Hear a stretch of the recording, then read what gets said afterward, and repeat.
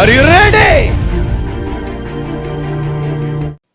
మన రెండో పాయింట్, విడాకులు తీసుకున్న వారి వేదన ఆయనకు తెలుసు.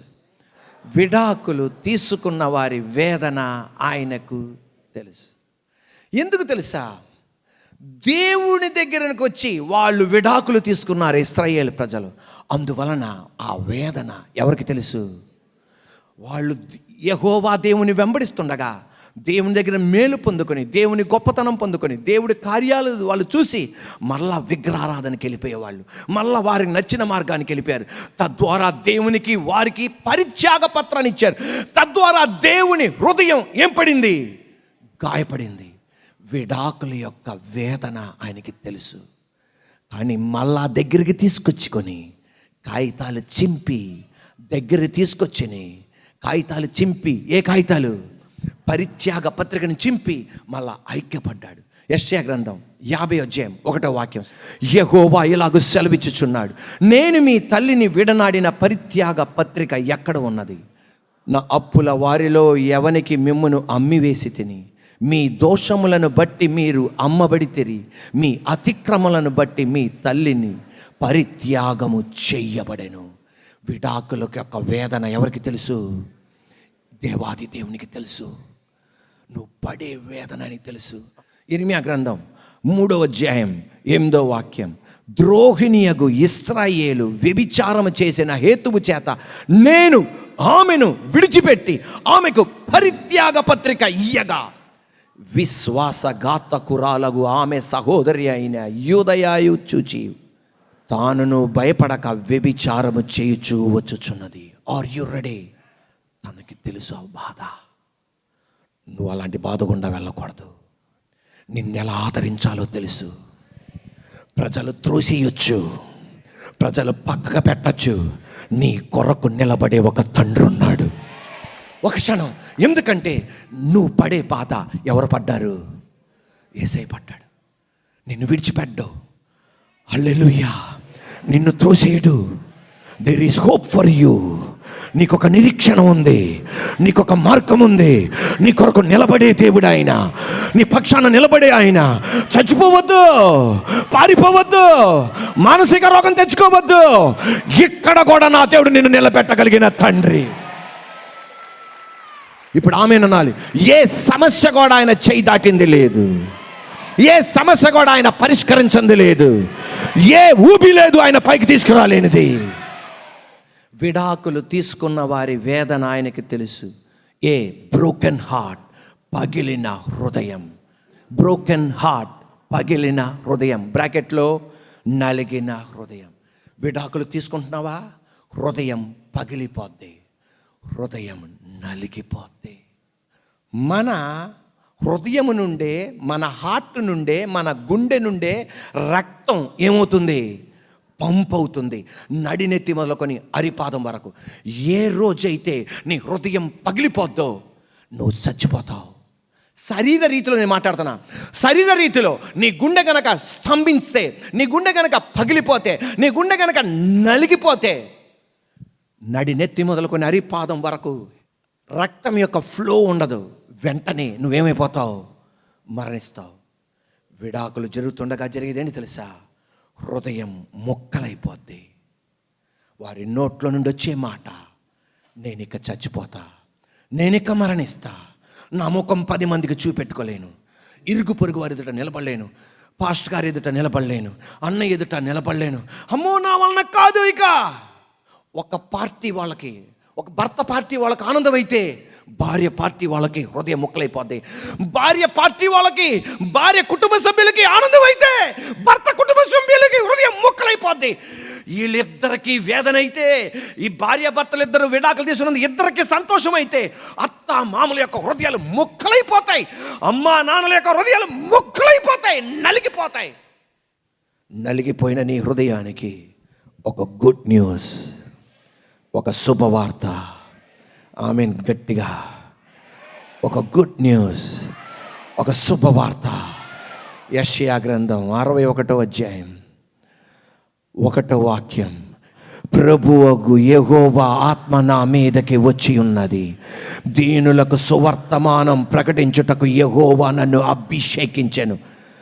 నలిగిన హృదయము గలవారిని, బ్రోకెన్ హార్ట్స్ గలవారిని దృఢపరచుటకును, చెరలో ఉన్న వారికి విడుదలను, బంధింపబడిన వారికి విముక్తిని ప్రకటించుటకును. నజరేయుడైన యేసయ్య అధికారం గల నామములో నలిగిన నీ హృదయాన్ని ఆయన నిలబెట్టగలడు. సరిపోల గట్టిగా, నలిగిన హృదయాన్ని నిలబెట్టగలడు, నలిగిన హృదయాన్ని స్థిరపరచగలడు. బి క్రష్డ్ స్పిరిట్, నలిగిన ఆత్మ. గట్టి చదవండి, క్రష్డ్ స్పిరిట్ అంటే ఏంటిది? గట్టిగా, నలిగిన ఆత్మ. ఇంకోసారి చదవండి, క్రష్డ్ స్పిరిట్ అంటే నలిగిన ఆత్మ. మనలో శరీరం ఉంది, మనలో జీవం ఉంది. అంటే జీవం అంటే సోల్ ఉంది. హృదయం మాత్రమే కాదు నలిగిపోయేది, ఏది కూడా నలిగిపోద్ది, ఆత్మ. సమాధి కార్యక్రమం కూడా ఏం చేస్తారో తెలుసా?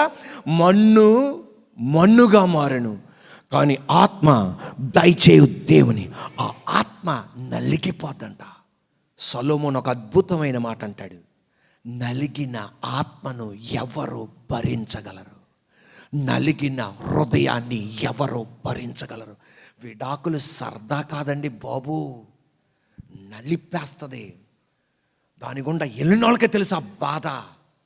ఈ రోజున కొంతమంది ఈ వాక్యాన్ని మందిరంలోంచి వింటున్నారు, నలిపేస్తుంది. దేవుడే గనక నీ పక్షాన నిలబడి ఉండకపోతే ఈరోజు ఆత్మహత్య చేసుకుని చచ్చిపోయేవాడివి. కానీ నీ పక్షాన నిలబడి స్థిరపరుస్తున్నాడు అంతే ఆయన. సామెతల గ్రంథం 18:14 స్టార్ట్.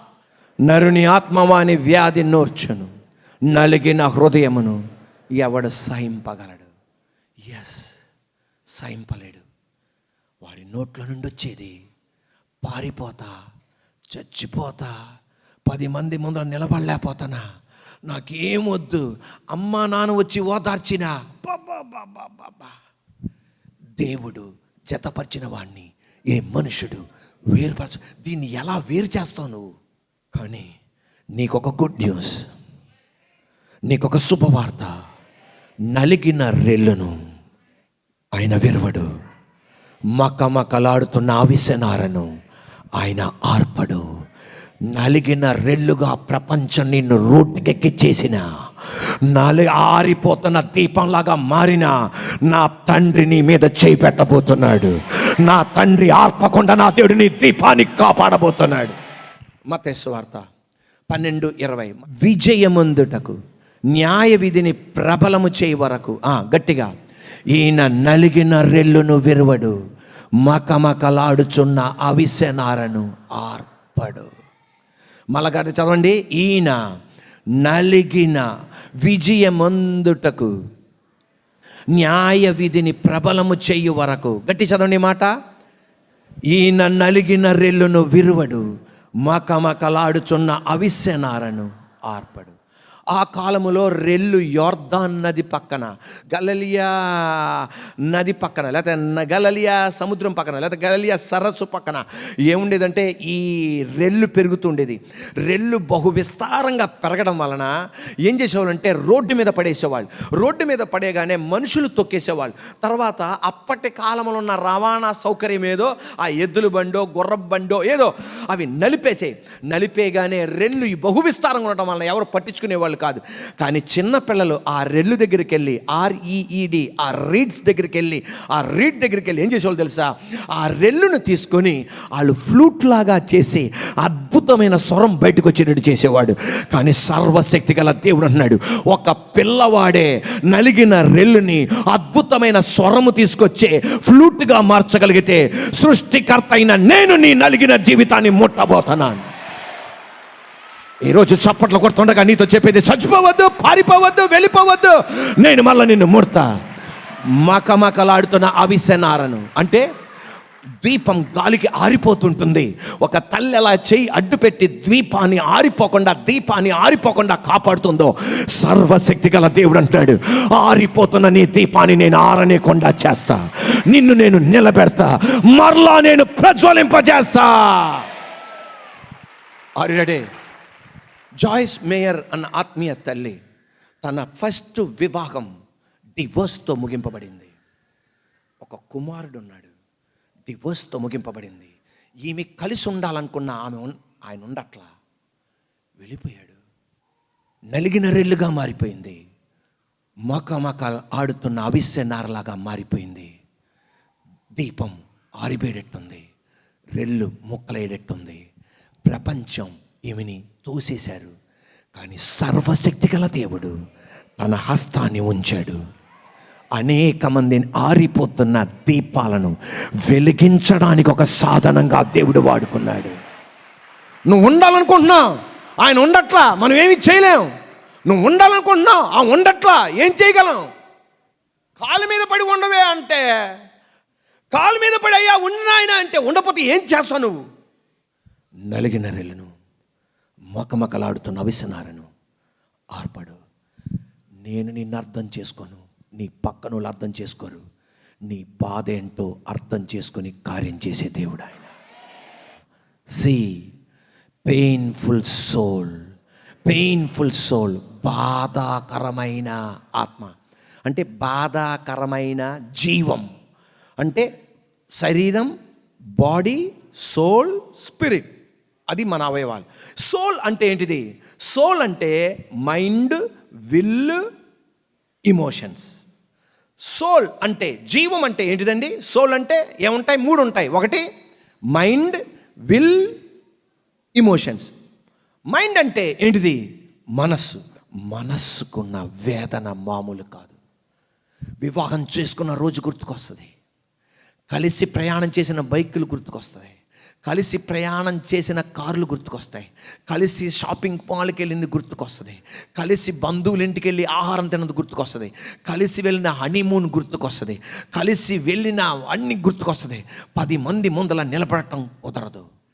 ఇక పెళ్ళై, ఆర్ యు రెడీ? ఇక పెళ్ళై పిల్లలున్నవారు విడిపోతే వాళ్ళు పడే బాధ భర్తకి సరదాగానే ఉంటుంది, భార్యకి సరదాగానే ఉంటుంది. ఆ బిడ్డల బతుకుతో అమ్మా నాన్న ఆడుకుంటున్నారు అంతే, నరకం. అటువంటి వారిని చూసి దేవుడు అంటాడు, I hate divorce. Book of Malachi 2nd chapter 16th verse. The man who hates and divorces his wife, says the Lord, the God of Israel, does violence to the one he should protect, says the Lord Almighty. So be on your guard and do not be unfaithful. ఇంకొక తర్జుమాలో ఇలా ఉంటుంది, are you ready? The Lord hates divorce. దేవుడు విడాకులను ద్వేషిస్తున్నాడు. అమ్మా నాన్నలారా, పిల్లలున్న అమ్మా నాన్నలారా, అంటే పిల్లలు లేని వాళ్ళు విడిపోమని కాదు దానికి అర్థం, మళ్ళీ అదో రకమైన కాన్సెప్ట్. Are you ready? మాట గమనించండి. పిల్లలు కలిగిన అమ్మా నాన్నలారా, ఆ బాబు బతుకుతో ఆడుకోకండి, ఆ కూతురు బతుకుతో ఆడుకోకండి. వాళ్ళ అనాథ బతుకు మామూలు కాదు. ఒక బాబుని ప్రిన్సిపల్ అడిగాడు, ఎందుకురా నేను చెప్పిన టైంకు నువ్వు రావు, 9 అంటే 9:30 కొత్తవేంటి నువ్వు అంటే, ఆ బాబు ఇంటికి తీసుకెళ్ళాడు ప్రిన్సిపల్ని. చూస్తే ఇల్లు చెత్త, బయట ఉన్న చెత్త కుండి అన్నా బాగుంటుంది, ఇల్లంతా చండాలంగా దరిద్రంగా ఉంది, కంపు కొడుతుంది. ఏంట్రా నాయనా మీ అమ్మా నాన్న లేరా? 8వ తరగతి చదివే బాబు, 5వ తరగతి చదివే చెల్లి. 8వ తరగతి చదివే బాబు, 5వ తరగతి చదివే చెల్లి. సార్, మా అమ్మ ఇంకొక పురుషుడితో వెళ్ళిపోయింది, మా నాన్న ఇంకొక స్త్రీతో వెళ్ళిపోయాడు. ఇద్దరు డబ్బులు పంపిస్తారు, కానీ శుభ్రం చేసుకోవటం నాకు కుదరట్లా, నరకం. మా చెల్లిని స్కూల్కి, ఇంకొక స్కూల్లో, మనం చదివేది బాయ్స్ స్కూల్, కానీ నా చెల్లి చదివేది గర్ల్స్ స్కూల్. అక్కడికి వదిలిపెట్టి సైకిల్ మీద ఇక్కడికి వచ్చే లోపల ఎంత తొందరగా వద్దామన్నా తొందరగా రాలేకపోతున్నాను సార్ అని వెక్కి వెక్కి ఏడ్చేశాడు. ఇది ఆ బిడ్డల్ని చూసన్నా విడాకులు ఇవ్వకండి. మీరు వేదన పడినా పర్వాలా, మీరు దుఃఖపడినా పర్వాలా, మీరు కష్టపడినా పర్వాలా, ఆ భార్య టార్చర్ తట్టుకోలేనన్నా అంటున్నాడు ఒక తమ్ముడు. ఆ భర్త పడే టార్చర్ తట్టుకోలేకపోతున్నానన్నా, కనీసం ఎస్ నువ్వు ఒక సైన్యములో చేరవు అంతే. డెడ్ బాడీ బయటికి రావాలి పిల్లల కోసం, అంతే తప్ప బతికున్నంత కాలం దేవుని మీద ఆధారపడి నేను ముందుకు సాగుతానయ్యా. ఇప్పుడు ఆమె, నీ భార్య బతుకుని దేవుడు మార్చును గాక, నీ భర్త బతుకుని దేవుడు మార్చును గాక, ఆ భార్యలో ఉన్న మూర్ఖతను తీసివేయబడిన గాక, ఆ భర్తలో ఉన్న మూర్ఖ స్వభావం దేవుడు తీసేయను గాక. హల్లెలూయా.